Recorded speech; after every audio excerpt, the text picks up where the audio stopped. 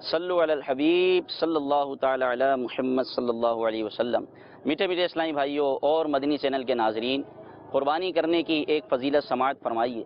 سرکار مدینہ راحت قلب و سینہ فیض گنجینہ صاحب معطر پسینہ صلی اللہ تعالی علیہ وآلہ وسلم کا فرمان خوشبودار ہے، انسان بقرعید کے دن کوئی ایسی نیکی نہیں کرتا جو اللہ عز و جل کے ہاں خون بہانے سے زیادہ پیاری ہو۔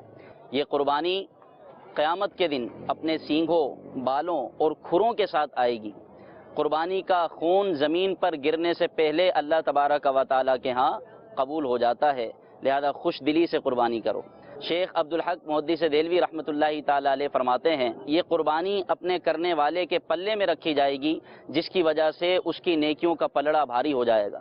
حضرت علامہ علی قاری رحمۃ اللہ تعالیٰ علیہ فرماتے ہیں، پھر یہ قربانی اس کے لیے سواری بنے گی، جس پر سوار ہو کر بآسانی یہ پل صراط سے گزر جائے گا۔